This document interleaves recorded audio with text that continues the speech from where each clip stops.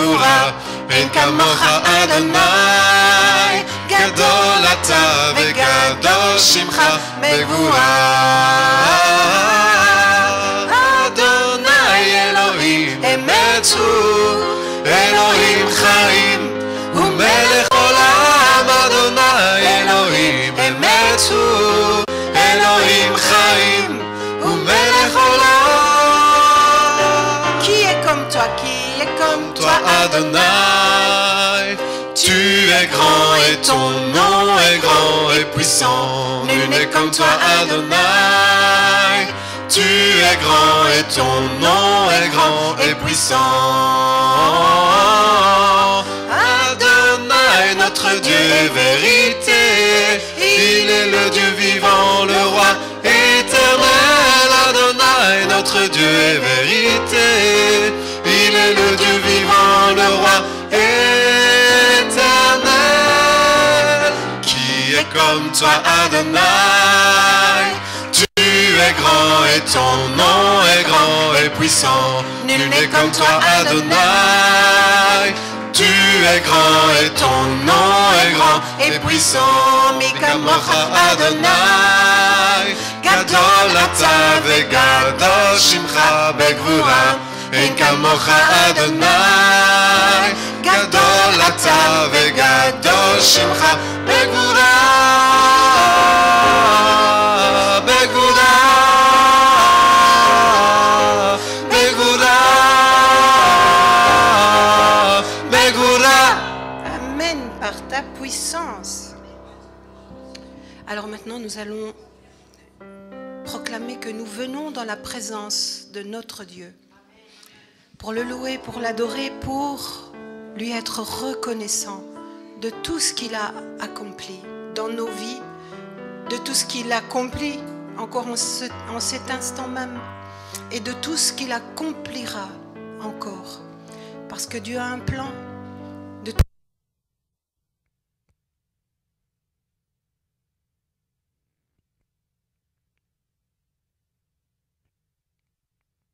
être dans ce plan, d'être sauvé par sa grâce et par sa seule grâce. C'était son but principal de toute chose.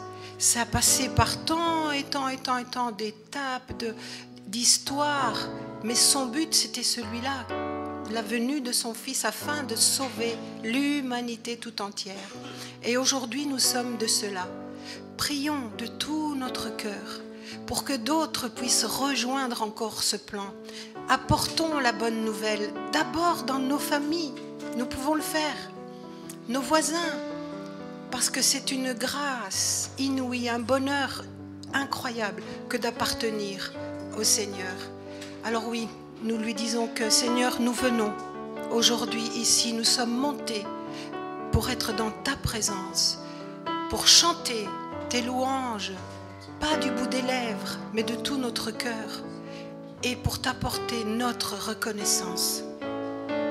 Nous venons dans ta présence pour chanter tes louanges et notre reconnaissance de ce que tu as accompli. Tu nous as donné ta vie, ton amour et ta joie.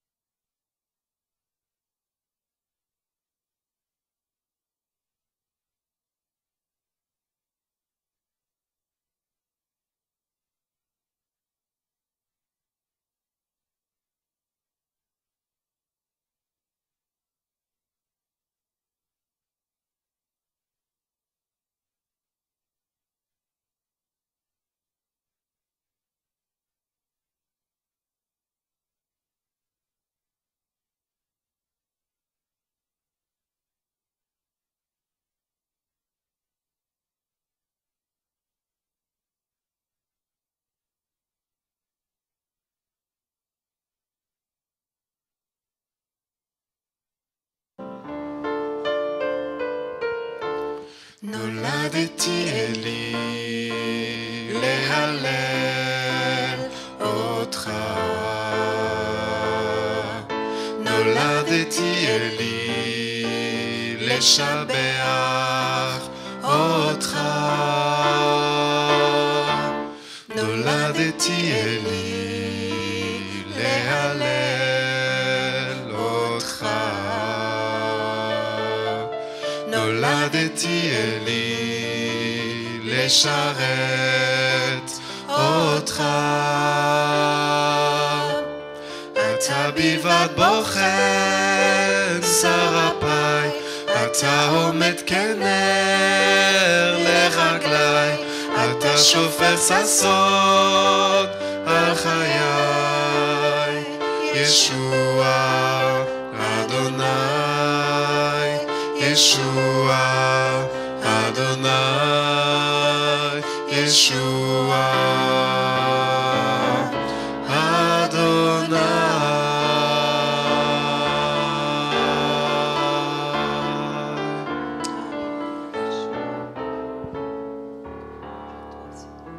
Sentez-vous libre d'élever vos voix. Partagez avec le Seigneur ce que vous avez sur le cœur, la lecture d'un psaume, peu importe. Faites monter quelque chose à la gloire de Dieu et pour lui. Merci Seigneur.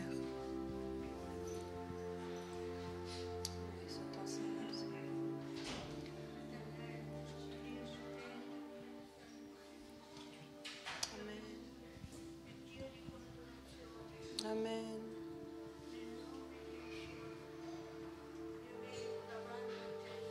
Louange à toi. Seigneur, est en ton nom.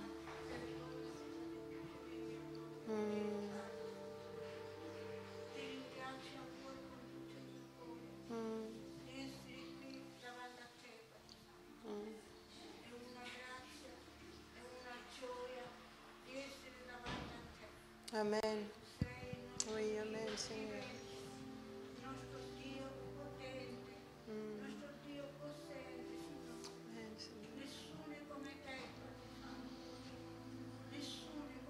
Amen, c'est vrai, Seigneur. Amen. Oui, alléluia.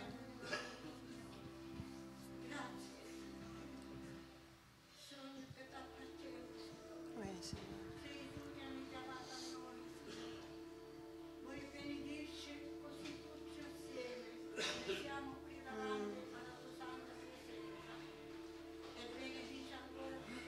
Alléluia. Amen. Oui, Seigneur, amen.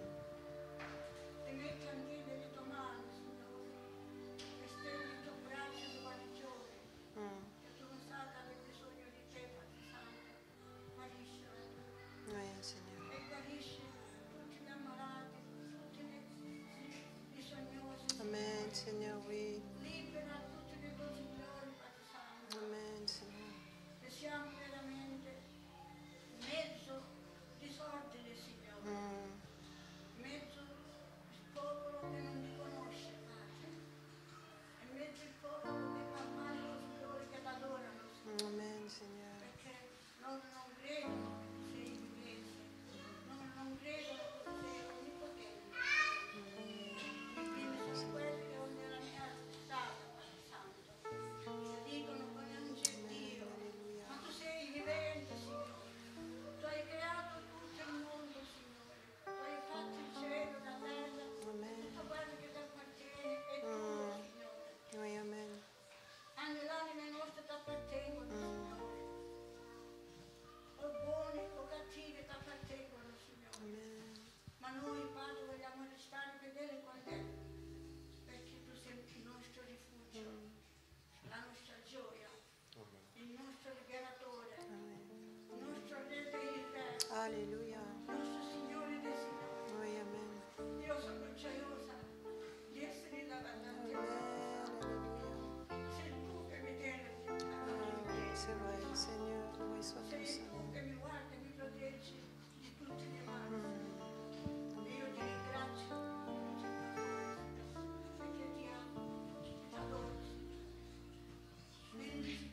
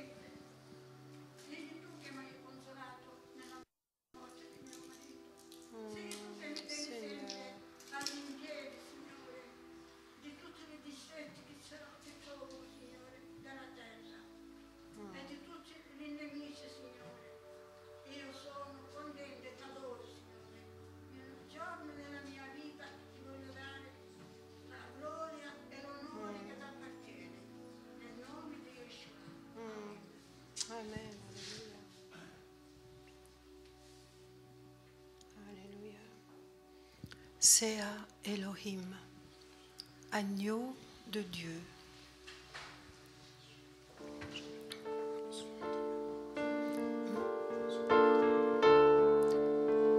L'agneau de Dieu qui enlève le péché du monde. Anosé Khatat Haolam. Anu Mishtachavim lefanecha Adonai. Et nous nous prosternons devant toi, Seigneur.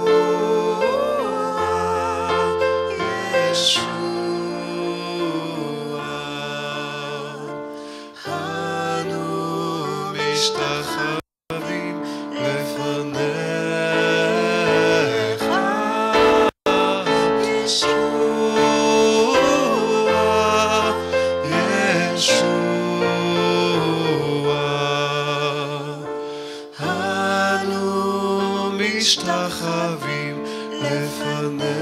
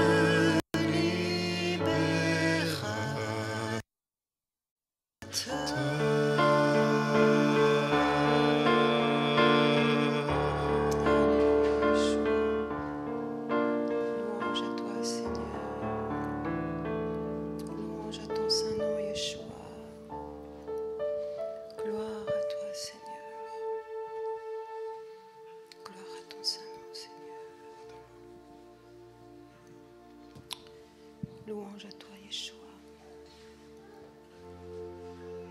Gloire à ton saint nom, Seigneur. Sois élevé, Yeshua. Sois remercié, Seigneur. Alléluia. C'est le sang de l'agneau pur, purissime et sans tache qui nous a lavés de tous nos péchés et de nos iniquités. C'est son sang précieux dont la valeur est inestimable. ce sang qui nous rend plus blanc que neige. Odamo Shel Yeshua, le sang de Yeshua nous purifie et nous rend plus blanc que neige.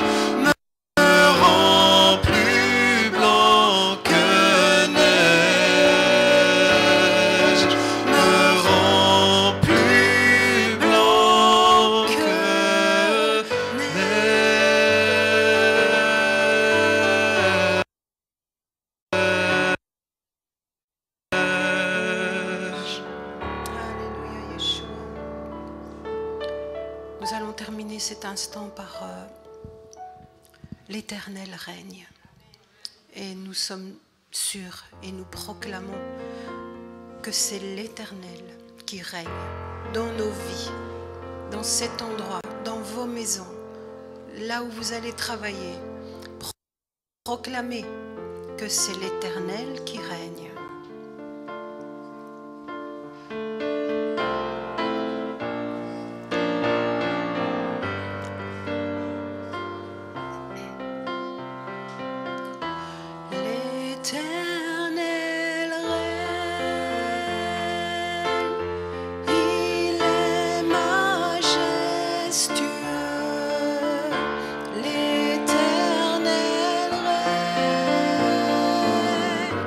Il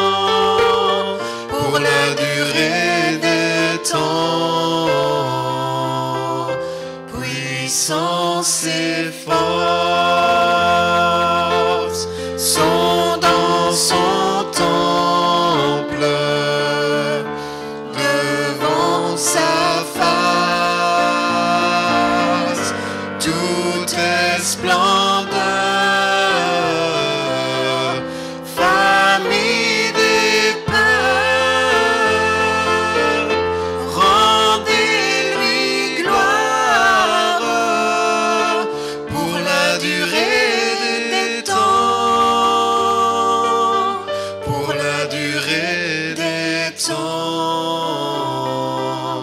pour la durée des temps, nous t'adorons. Pour la durée des temps, nous t'exaltons. Car tu es grand et digne de louange. Pour la durée des temps, pour la durée des temps, pour la durée des temps, nous t'adorons. pour la durée des temps, nous t'exaltons, car tu es grand et digne de louange. Pour la durée des temps, pour la durée des temps, pour la durée des temps.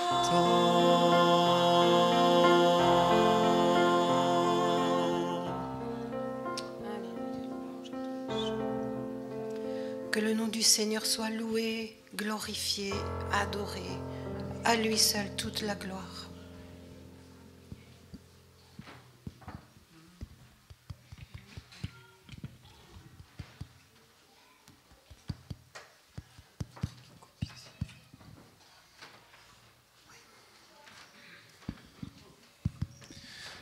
Shabbat Shalom à tous. Avant que Franck vous partage la parole, j'avais juste cette petite parole à cœur. Pendant qu'on a chanté le chant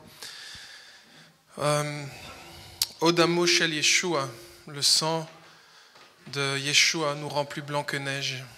Et pendant qu'on chantait ce chant, j'avais vraiment envie de dire à une personne qui doit recevoir dans son cœur effectivement qu'elle est pardonnée par le Seigneur, qu'il n'y a pas de doute là-dessus.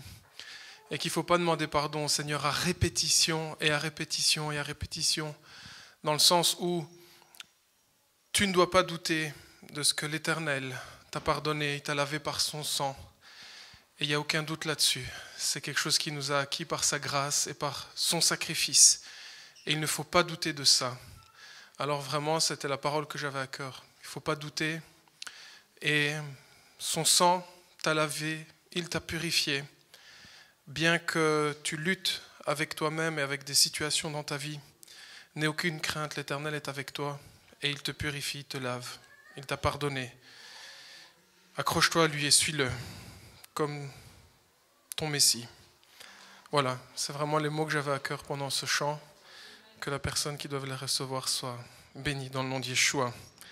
Franck ?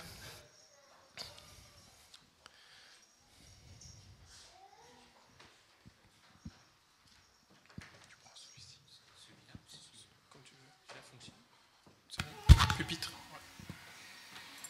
Shabbat Shalom à toutes et à tous. Alors, juste le temps de faire un peu de ménage.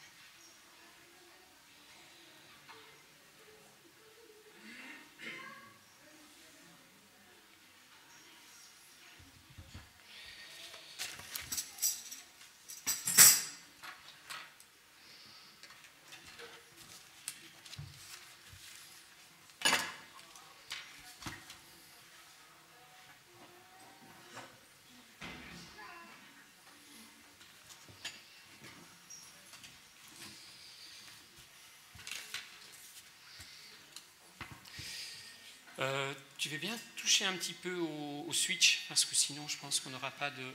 Oui.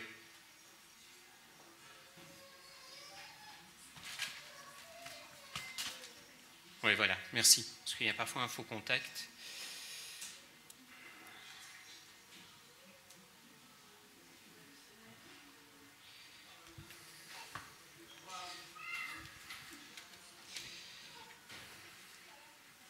Voilà.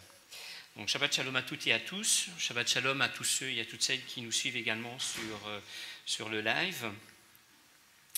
Et vous avez les salutations et la bénédiction de la part de Lorenzo et de Thérèse. Voilà. Alors, aujourd'hui, le Seigneur a mis sur mon cœur quelque chose d'un petit peu particulier. Ce sont les circonstances, en fait, par lesquelles le Seigneur a mis ce message sur mon cœur. Parce qu'en fait, c'est en lisant un livre tout à fait profane, pas un livre chrétien du tout, que le Seigneur m'a interpellé sur quelque chose qui est tout à fait particulier pour nous et qui est totalement indissociable de notre vie de tous les jours, mais également de notre vie en tant que croyant. Et ce sujet, ça résonne un peu. Oui. C'est par rapport à la parole, en fait. Et on connaît tous la parole de Dieu. On connaît tous l'importance de la parole de Dieu. Mais aujourd'hui, ce n'est pas du tout de la parole de Dieu que je vais vous parler, mais de notre parole à nous. Mais je vais quand même en premier vous parler de la parole de Dieu lui-même, parce que Dieu est lui-même la parole. Et en Jean 1, au chapitre 1 et du verset 1 à 5, il nous est dit, au commencement était la parole, et la parole était avec Dieu, et la parole était Dieu. Elle était au commencement avec Dieu. Toutes choses ont été faites par elle, et rien de ce qui a été fait n'a été fait sans elle. Elle était la vie, et la vie était la lumière des hommes. La lumière luit dans les ténèbres, et les ténèbres ne l'ont point reçue. Dans ce verset, ce qui est le plus important à retenir, c'est le pouvoir créateur. Le pouvoir créateur de la parole de Dieu lui-même. Cette parole est créatrice. Et elle est à la base de la création. Et notre parole, la nôtre, en tant qu'homme, en tant que femme, elle a également ce pouvoir créateur.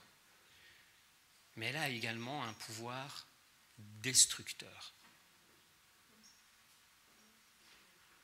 Nous pouvons détruire par notre parole.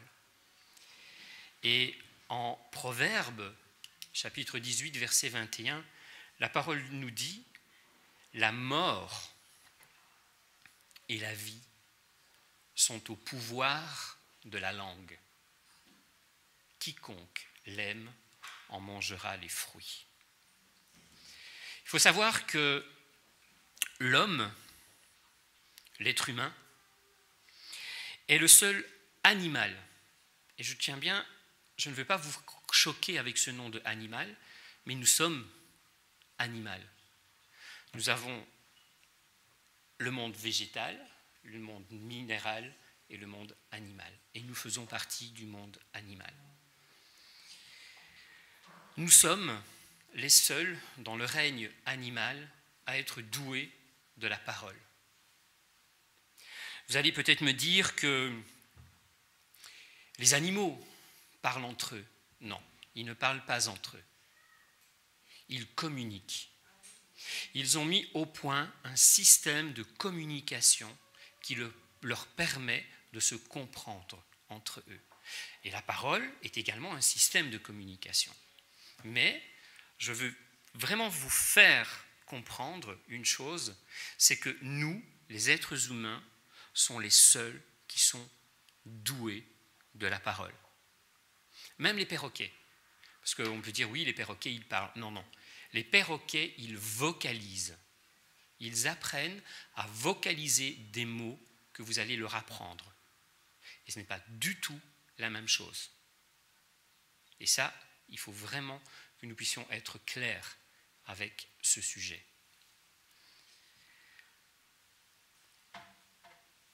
Comme toute chose dans notre vie, nous apprenons. Et nous apprenons à parler, comme nous apprenons à marcher. C'est une chose que nous allons apprendre dès notre naissance, ou du moins quelques mois après notre naissance. Et à travers cette parole, nous avons une réelle influence au travers de ce que nous disons. Nous ne nous en rendons parfois pas compte, mais nous avons une réelle influence par ce que nous disons aux autres. Et que ce soit en négatif ou que ce soit en positif. Nous avons une réelle influence. Comme je vous ai dit, notre parole a un pouvoir créateur et un pouvoir destructeur. Et notre intention, quelle qu'elle soit, se manifeste par notre parole. Un seul mot est si puissant et la parole est si puissante qu'elle peut changer une vie, mais elle peut également en détruire des millions. Adolf Hitler. Par sa parole, par son discours, il a réussi à manipuler une nation entière en créant une peur. Même les chrétiens. Il a réussi à créer une peur, une idéologie. Et il a réussi à convaincre des hommes à faire les pires choses, les pires atrocités qu'ils soient, simplement par le pouvoir de sa parole, la puissance de cette parole.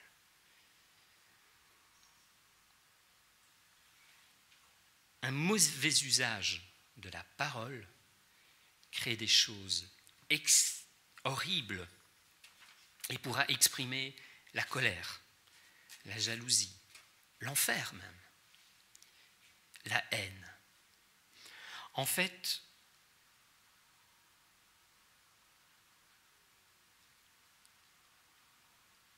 et je vais utiliser un mot qui pourrait peut-être vous choquer, mais par notre parole, nous pouvons jeter des sorts, des malédictions aux autres.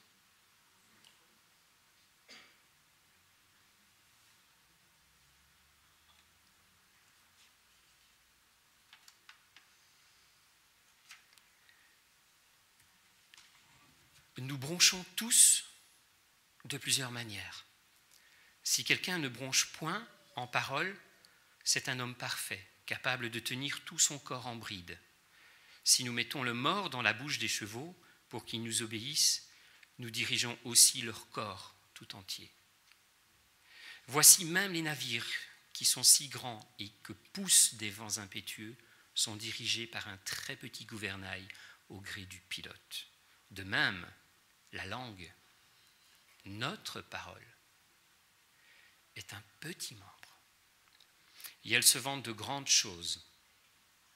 Voici comment un petit feu peut embraser une grande forêt. La langue aussi est un feu. C'est le monde de l'iniquité. La langue est placée parmi nos membres, souillant tout le corps et enflammant le cours de la vie, étant elle-même enflammée par la géhenne.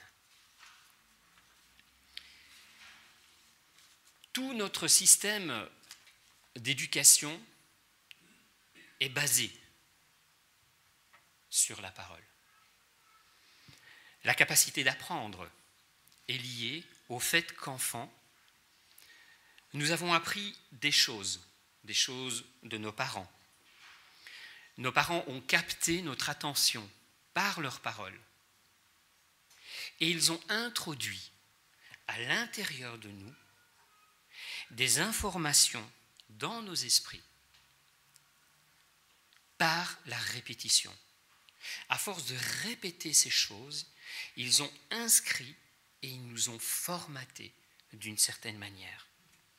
Et ce schéma se répète ensuite à l'école, mais également à l'église, par la parole et par la répétition de ces paroles. C'est ainsi que nous avons appris à comment nous comporter en société. Que croire ou non? Ce qui est acceptable ou ce qui ne l'est pas?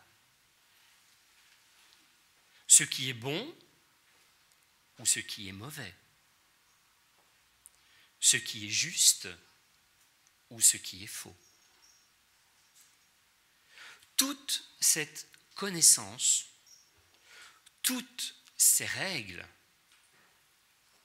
ces concepts dans le monde existent par la parole. Même notre langue. Si je vous prends et que nous avions la capacité de repartir en arrière au moment où vous êtes né, et au lieu d'être né à l'endroit de votre naissance, on vous prenait et que vous naissiez dans une autre nation, avec une autre langue, et que l'on reviendrait à cette époque-ci, vous ne parleriez plus la langue que vous parlez maintenant, mais vous en parleriez une autre. Vous prenez deux bébés, à un vous lui parlez en français, à l'autre vous lui parlez en anglais uniquement. Au bout de quelques années, ils ne parleront pas tous les deux français, ils ne parleront pas tous les deux l'anglais. Il y en a un qui parlera le français et l'autre parlera en anglais. C'est pour vous faire comprendre ce concept d'éducation grâce à la parole.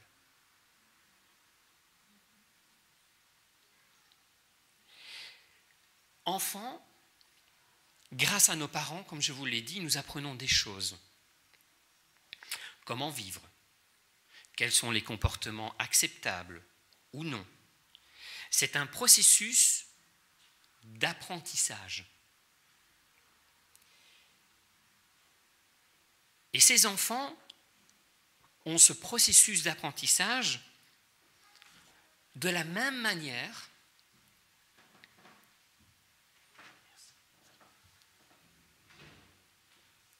et là non plus je ne veux pas vous choquer, mais de la même manière que l'on va éduquer un chien, un chat ou un tout autre animal domestique. C'est pour ça que j'ai noté un processus d'apprentissage.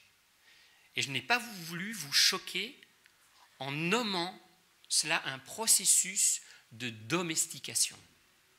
Parce que c'est ce que nous faisons. Et ce processus d'apprentissage, c'est nous, en tant que parents, nous dressons à nos enfants. Et de quelle manière? Par un système qui est tout simple et qui est universel, que ce soit chez les animaux ou que ce soit chez nous, les êtres humains, par un système de récompense et par un système de punition. Tu fais quelque chose de bien, tu es récompensé. Tu fais quelque chose de mal, tu n'es pas récompensé. Et c'est comme cela que l'on va dire à notre enfant, ce que tu fais est bien, et ce que tu fais n'est pas bien, et tu seras puni par notre parole. Mais dans tous les domaines, si vous suivez la loi, le code de la route, votre récompense sera de ne pas avoir de procès. Si vous ne volez pas, votre récompense, ce sera de ne pas être arrêté et de ne pas être un contrevenant. Par contre, si vous roulez trop vite, votre punition, ce sera ce procès et peut-être même devoir aller devant le tribunal de police, parce que si vous avez fait un trop gros dépassement de vitesse, voilà, parce qu'il y a des codes. Et notre processus d'éducation, d'apprentissage, il est toujours lié, il est universel, il est lié à un système de punition et un système de récompense. Et la première punition qui est apparue dans le monde, c'est lorsque l'homme et la femme ont été chassés du jardin d'Éden. Ça a été la première punition qui a été infligée à l'homme pour son apprentissage. Dieu lui-même a utilisé ce processus de punition et de récompense pour notre bien. Et par sa grande grâce, Dieu a mis ce plan du salut pour nous.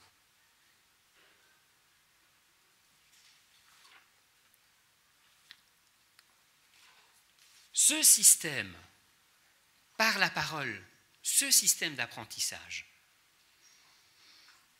va créer en nous un système de croyance qui va construire notre vie, construire notre être, la façon dont nous construisons notre vie, mais aussi celle par laquelle nous allons construire celle de notre ou de nos enfants. Et ça, c'est le pouvoir de la langue. Et je vais vous donner un exemple tout à fait pratique du pouvoir de notre langue. Si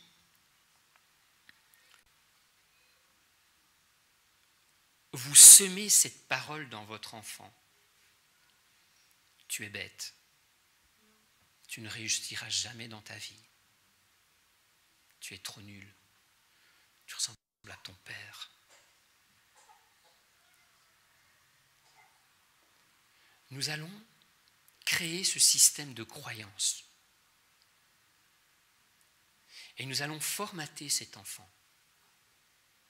Et nous allons plomber sa vie. La plomber.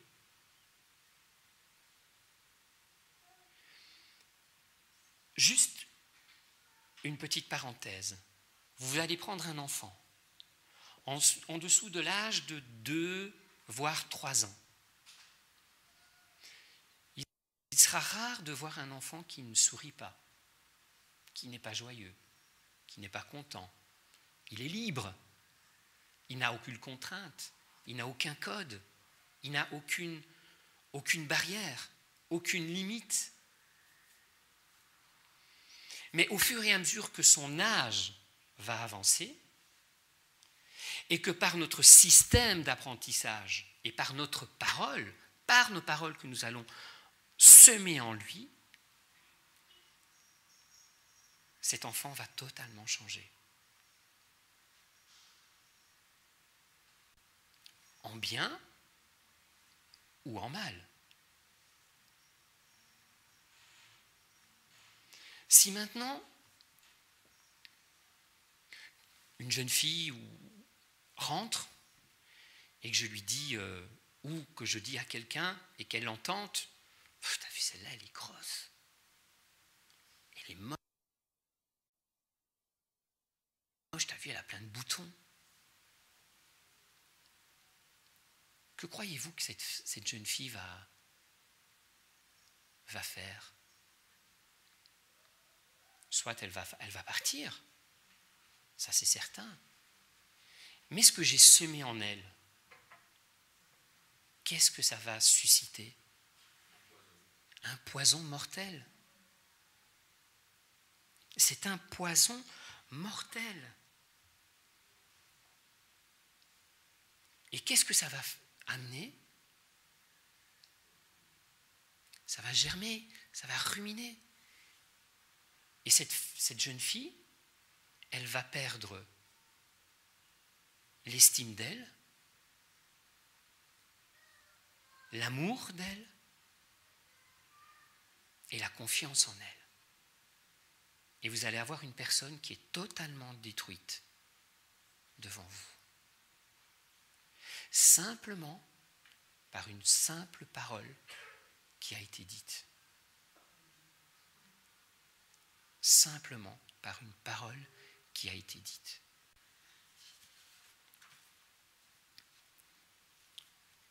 C'est pourquoi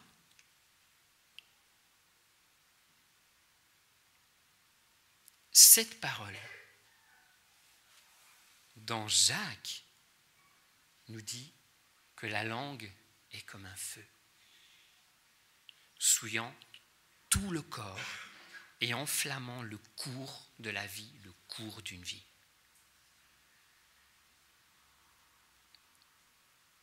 Comme je vous ai dit tout à l'heure, la parole est comme jeter un sort. Et le pire sort que vous pouvez jeter à une personne s'appelle la médisance. C'est le poison le plus mortel. Le plus mortel. Nous avons tous déjà entendu de la médisance autour de nous. Tous. Et même parfois à l'intérieur de nos assemblées. Malheureusement. La médisance est la principale forme, là j'ai été étonné quand j'ai lu cela, la médisance est la principale forme de communication dans la société humaine. La médisance est la principale forme de communication dans la société humaine.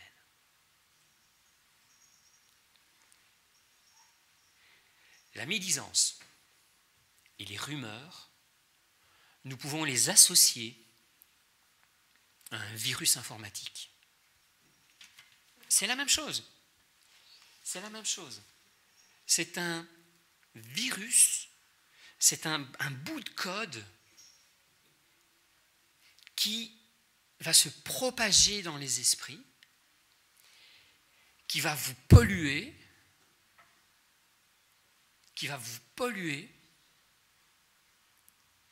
et qui va masquer votre manière de voir, mais également votre manière de penser. Ce petit bout de code détruit la communication entre les hommes. Si petit soit-il, aussi petit soit-il qu'un virus va rouiller, va faire planter un ordinateur. Cette médisance va véritablement polluer notre manière de voir et notre manière de penser. Et à cela, la seule chose, et rappelez-vous le titre que j'ai donné tout à l'heure à mon message, ayez des paroles impeccables.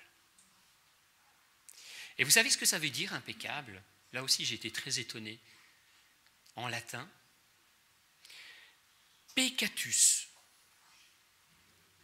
péché. Et un, ou im, c'est le radical signifiant sans. Donc, avoir une parole impeccable, c'est une parole sans péché. C'est cela, avoir une parole impeccable. Une parole impeccable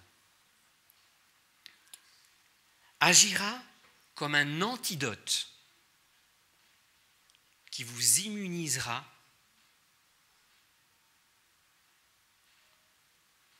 des autres et de la médisance des autres.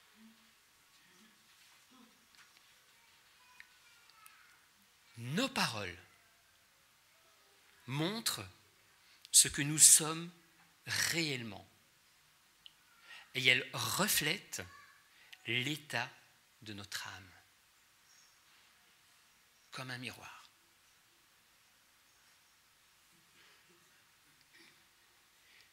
Et au niveau physique, si la langue, d'où sort notre parole, si vous allez chez le médecin, parfois le médecin il va vous demander de tirer la langue. Et simplement en identifiant l'état de votre langue, il pourra déjà, peut-être pas poser un diagnostic, mais voir peut-être certaines choses qui ne vont pas dans votre santé.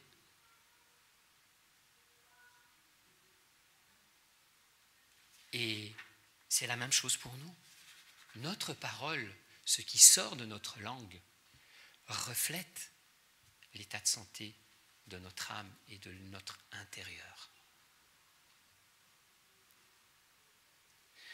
Que nos paroles soient impeccables, que nos paroles soient positives, que nos paroles soient des paroles d'encouragement et de reconnaissance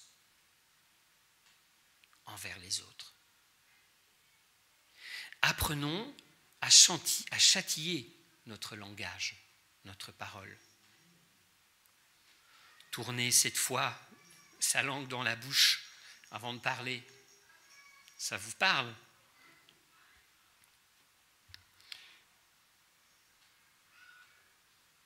Comment réagir à des mauvaises paroles? Si je vous dis maintenant, tu es stupide, tu es un imbécile, comment allez-vous réagir? Comment?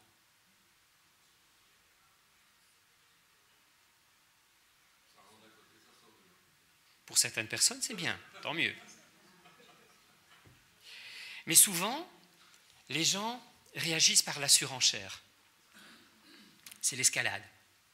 Le ton monte un peu, le ton remonte, on veut remonter, et il y a cette faculté de surenchère. N'en faites pas une affaire personnelle. Franchement, si quelqu'un vous traite de tel nom, de tous les noms d'oiseaux qui soient, n'en faites pas une affaire personnelle. N'en faites pas une affaire personnelle. Bénissez. Semez des paroles de bénédiction. Même si l'autre vous sème des paroles de malédiction, vous semez des paroles de bénédiction. C'est un des meilleurs comportements que l'on peut avoir à ce niveau-là. En faisant toujours de son mieux pour apprendre à planter des paroles douces et remplies de bénédictions.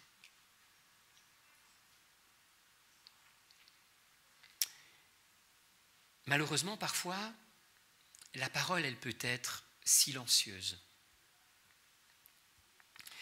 C'est ce qu'on appelle les non-dits ou les sous-entendus. Plutôt les non-dits.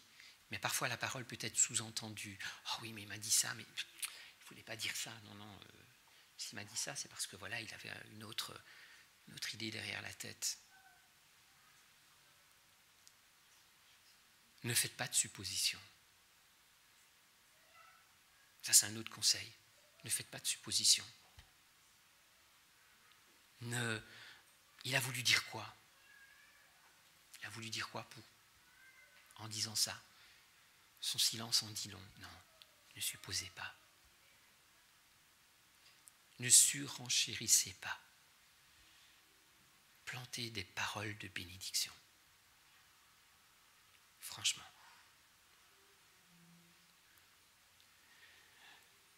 Nous avons vu que la parole, elle peut être créatrice. Elle peut être destructrice. Mais la parole, elle peut être également hautaine. Elle peut être malsaine,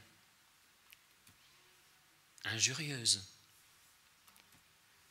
accablante. Elle peut être sage. Elle peut être douce. Elle peut être équivoque. Elle peut être chaleureuse. Elle peut être fausse, malsaine, grossière. Et tous ces adjectifs, nous les retrouvons dans la parole de Dieu. Exemple, au psaume 17, verset 10. Je n'ai pas mis tous les versets, mais ils ferment leur cœur à la pitié. Ils ont des paroles hautaines à la bouche. Alors préserve ta langue du mal et tes lèvres de paroles trompeuses. Psaume 34, verset 14. Les paroles de sa bouche sont fausses, trompeuses. Il renonce à être sage et à faire le bien. Psaume 39.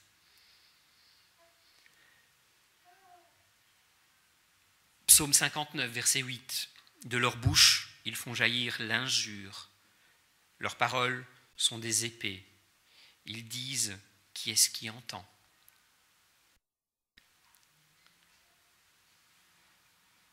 Proverbe 13, verset 5. Le juste déteste les paroles mensongères. Le méchant se rend odieux et se couvre de honte.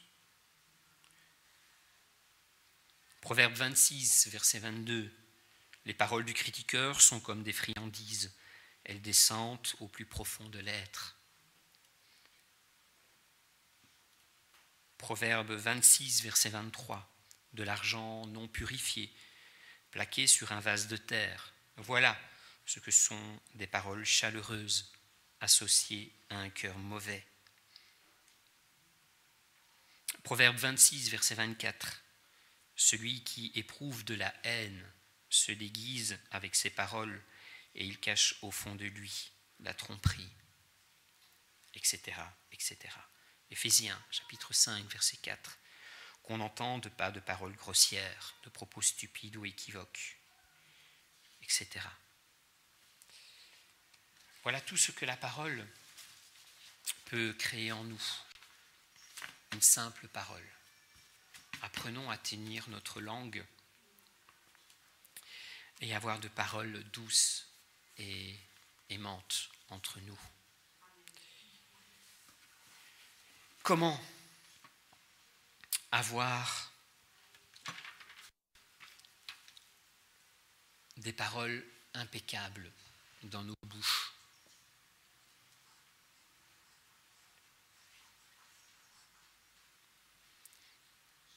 Et que faire si nous avons été victimes de paroles qui nous ont heurtés?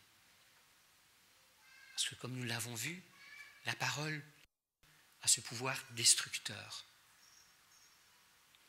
Premièrement, lâcher prise. Le lâcher prise. Le lâcher prise sur les paroles dites dans le passé. Si vous avez été, et je ne veux pas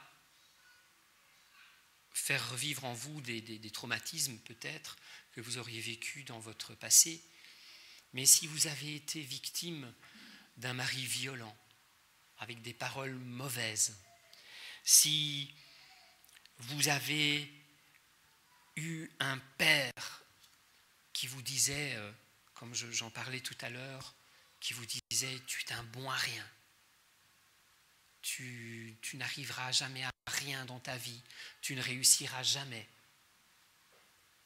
Tous ces sorts, toutes ces malédictions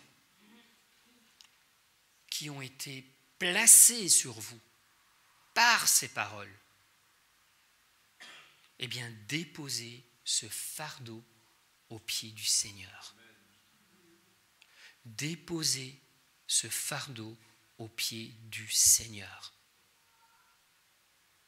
Et il brisera ces malédictions qui ont été mises sur vous par la puissance de ces paroles qui vous ont été dites. Maintenant, si vous-même, vous avez été dans le cas de celui qui semait des paroles de terreur ou des paroles mauvaises ou qui avait une langue qui était grossière, qui était malsaine, injurieuse, trompeuse, accablante ou autre, repentez-vous pour ces paroles que vous avez proférées contre les autres. C'est important. Allez au-devant des autres et demandez-leur pardon pour ces paroles que vous avez eues contre eux. C'est important de le faire. Ayez également des paroles qui soient motivantes, qui soient encourageantes envers les autres.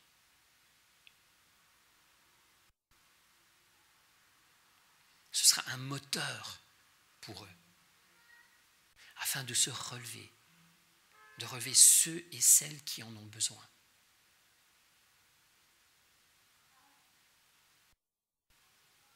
N'ayez pas peur de dialoguer. Effacez tout malentendu. Effacez toute suspicion. Allez voir la personne. Parlez avec lui. Mettez tout à plat afin de régler toute chose. Afin que cela ne puisse pas faire ruminer et faire germer en vous des choses qui deviendront malsaines et polluantes dans votre vie.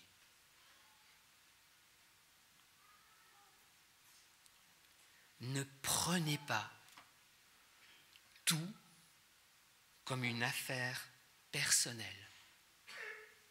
Et comment faire cela? En apprenant à pardonner.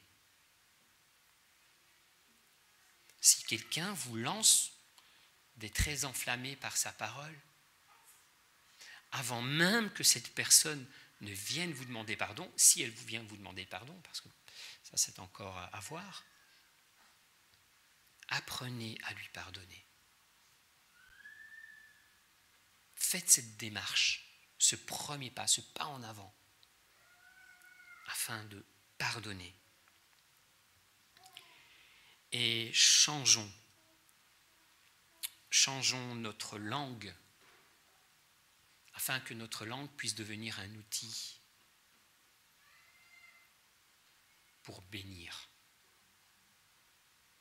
Et je vais vous laisser avec 2 paroles. La première qui est en 1 Pierre au chapitre 3.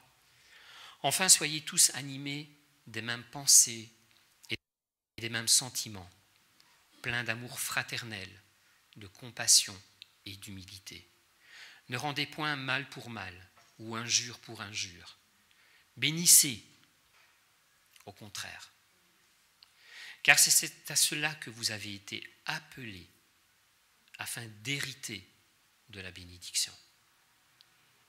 Si quelqu'un en effet veut aimer la vie et voir des jours heureux, qu'il préserve sa langue du mal et ses lèvres des paroles trompeuses,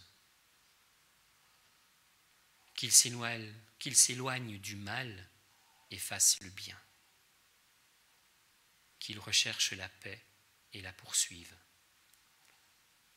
Car les yeux du Seigneur sont sur les justes et ses oreilles sont attentives à leurs prières.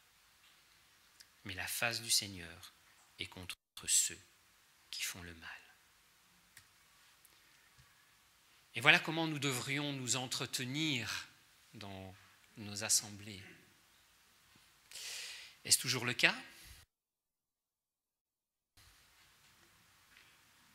Je vous laisse répondre de manière intérieure. J'ai pas besoin de...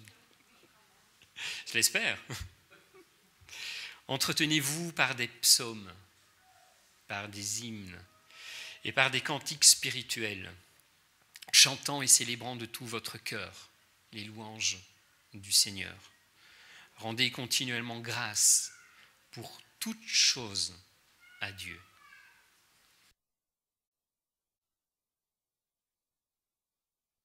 Le Père, au nom de notre Seigneur Jésus-Christ, Yeshua HaMashiach, vous soumettant les uns aux autres dans la crainte du Mashiach. J'espère qu'à partir de maintenant, nous n'arrêterons pas de nous parler en chantant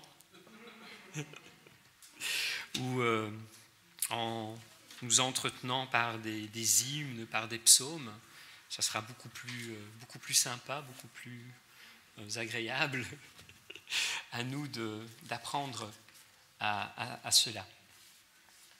Avant de clôturer par la prière, j'aimerais vous rappeler juste un point important, c'est nos malades. Nous avons des personnes qui sont actuellement dans des situations très difficiles. Nous avons Stéphane et Carla. Nous avons Andy, Barbara et... Pardon ? C'est celle, oui, tout à fait. Elle n'est pas malade, mais bon, elle vit une situation de deuil actuellement.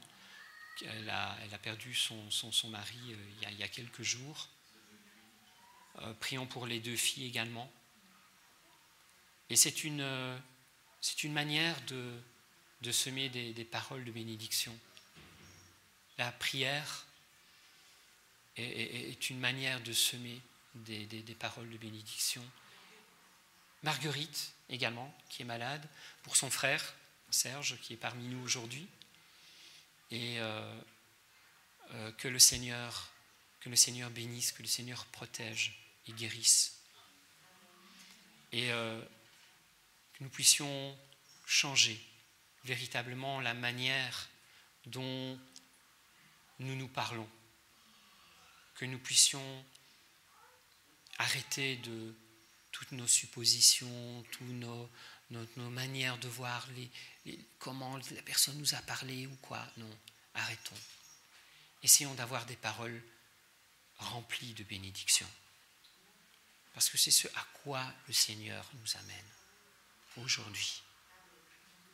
Que plus jamais la médisance, que plus jamais des paroles blessantes puissent être dans nos cœurs et sur notre bouche, sortent de nos langues. Tournons cette fois notre langue dans la bouche et apprenons à nous entretenir d'une manière beaucoup plus saine et beaucoup plus sainte. Faisons attention à nos paroles.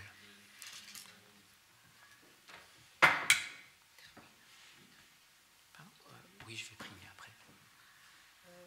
Christian ? Juste pour illustrer ce que Franck vient de nous enseigner, merci, parce qu'on a tellement besoin d'entendre ce genre de choses, vous ne trouvez pas ? On doit apprendre à savoir qui nous sommes. On choisit. J'appartiens à Dieu ou j'appartiens au monde. Si j'appartiens à Dieu, ça doit faire une différence.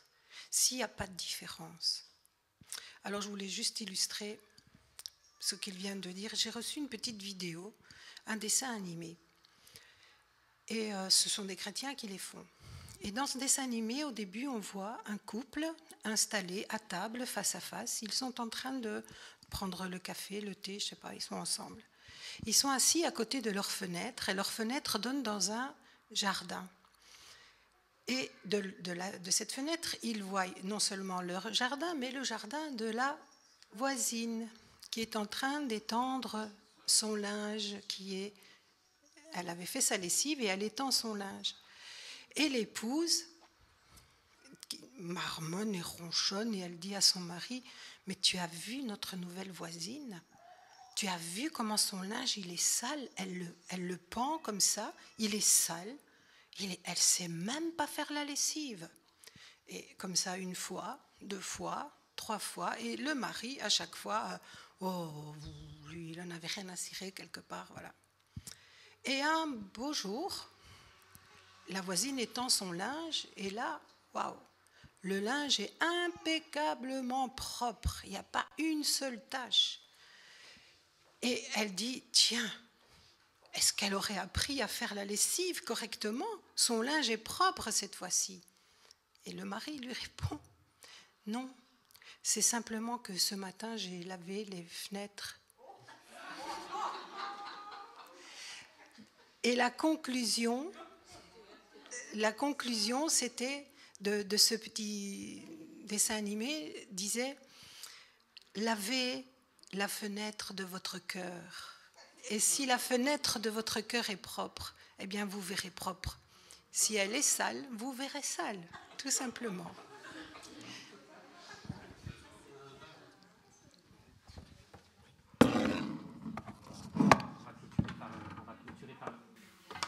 On va clôturer par la prière. Et n'oubliez pas donc les différentes personnes qui sont actuellement malades ou qui se trouvent actuellement dans une mauvaise situation. Père éternel, nous te louons et nous te rendons grâce de ce que tu es notre Dieu et de ce que nous pouvons nous approcher de toi. Merci éternel de ce que tu as par ta parole. Tu nous bénis, tu nous gardes éternel. Et tu as fait cette parole chère et elle est venue sur cette terre. Et cette parole, c'est Yeshua.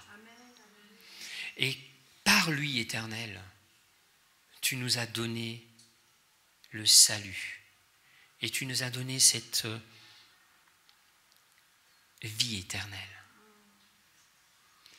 Père éternel, nous te remercions pour tout ce que tu fais dans nos vies.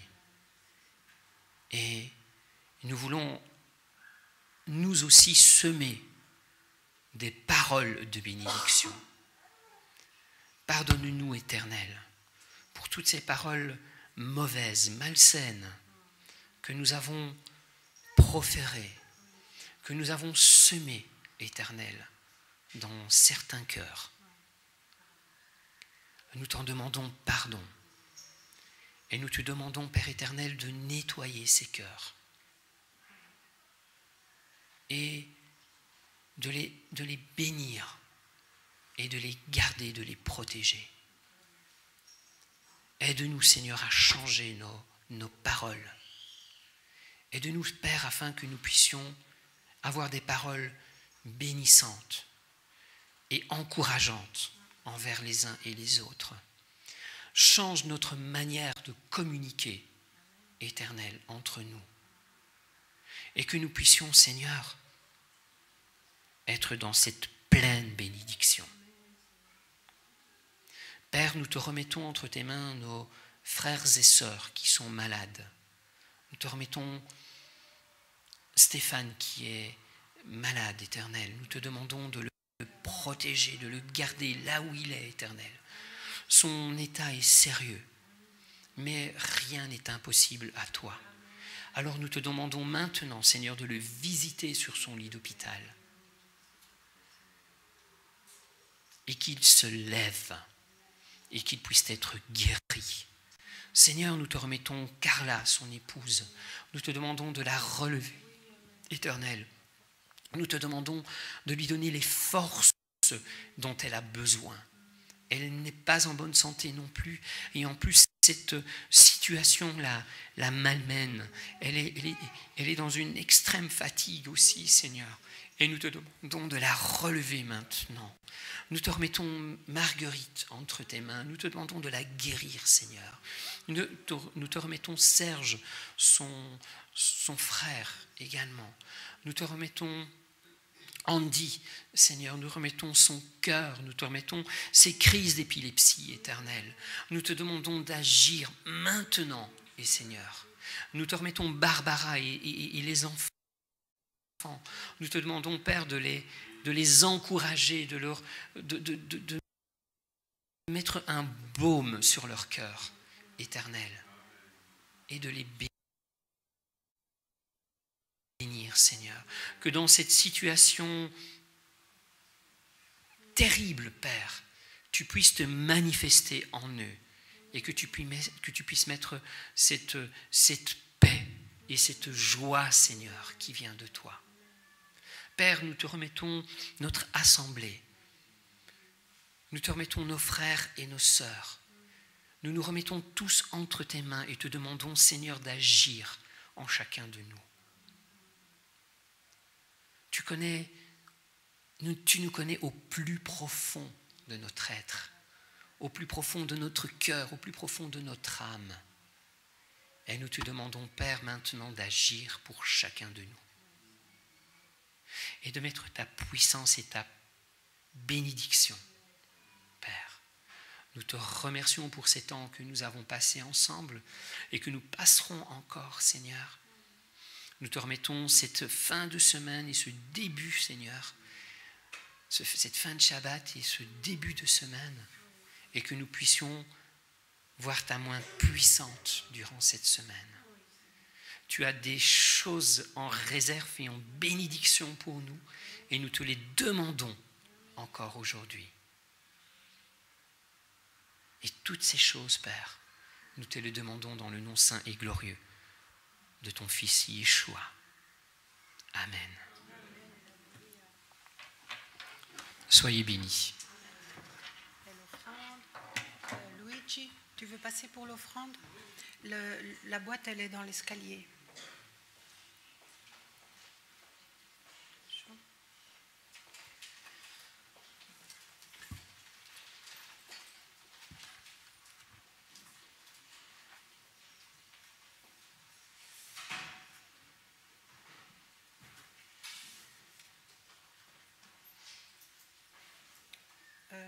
Nous allons chanter « Il est le Dieu de mon salut ».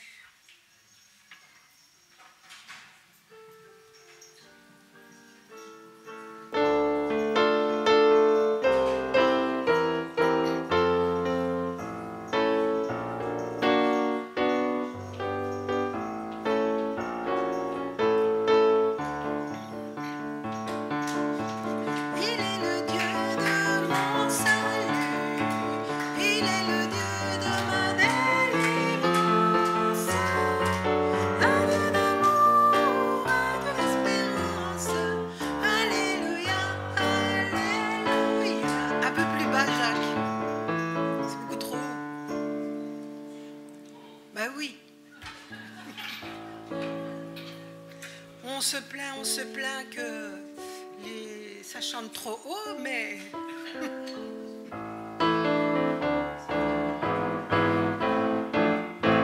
Il est le Dieu de mon salut, il est le Dieu de ma délivrance, un Dieu d'amour, un Dieu d'espérance. Alléluia, alléluia. Il est le Dieu de mon salut, il est le Dieu de ma délivrance, un Dieu d'amour, un Dieu d'espérance. Alléluia.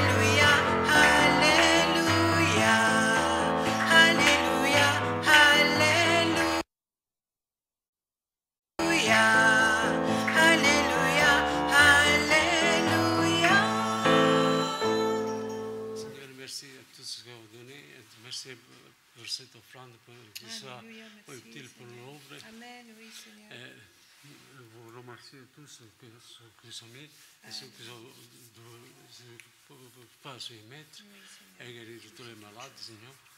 Et aidez-les, Seigneur. Au nom de Yeshua Mashiach. Amen. Amen. Alors la semaine prochaine, ce sera Lucas qui apportera un enseignement. Je rappelle le week-end, n'oubliez pas, avec Michel Allard, le 16, 17 et 18 février. Priez pour l'équipe qui va à Rome, c'est nécessaire. Le 9, 10, 11 et le 11, c'est un dimanche, il est question d'aller dans une synagogue. Donc en tant qu'animateur, pas pour écouter, mais c'est peut-être on va devoir chanter, enfin voilà. Donc un bon sujet de prière, merci, et priez pour nos malades parce qu'ils ont vraiment besoin. Oui ? Oui, voilà, Jacques a changé l'horaire de la paracha parce que notre sœur Sentinelle se lève très très tôt pour voilà un bel exemple de quelqu'un qui est dévoué pour le Seigneur, qui fait un travail juste fabuleux. Elle se levait très très tôt le matin pour pouvoir suivre la paracha. Elle enregistrait à 11h le matin. Je pense qu'elle devait se lever vers les 4h du matin. Voilà. Et maintenant, comme Jacques a mis plus tard à 13h15, ça lui permet de se lever quand même un peu plus tard. Et ça, c'est quand même formidable. Et prions. Oui. Oui, c'est vrai que ceux qui avaient l'habitude de suivre la paracha ici, à 11h, c'était faisable. À 13h15, ça devient un peu plus difficile. Mais de toute façon, c'est enregistré. On peut toujours la suivre de toute manière depuis chez nous sans problème. La paracha a un peu changé de sens et de direction. Donc, quand il y a quelque chose qui change, il y a des choses qui arrivent en plus, des changements. Et comme en présence, il n'y avait plus tellement de monde, on s'est dit, allez, on va quand même favoriser ceux qui nous suivent depuis toutes ces années de très loin et qui sont fidèles. Ce sont vraiment des exemples pour nous. Et je dis ça à la gloire de Dieu uniquement. Et vraiment, je pense qu'il faut juste dire merci, Seigneur, de susciter de tels serviteurs et servantes. À lui soit toute la gloire. Passez une bonne semaine et à Shabbat prochain. Oui ? On en a discuté tout à l'heure avec Emma, probablement le 4. Si on a mis un message sur le groupe de la réunion de dames, probablement le 4. Voilà. T'as pas de chaleur ? Terry, tu peux dire à ceux qui ne sont pas dans le groupe de femmes qu'ils me donner leur numéro. Ok, d'accord. Emma dit que si les dames qui sont ici présentes... Allô ? Christian ?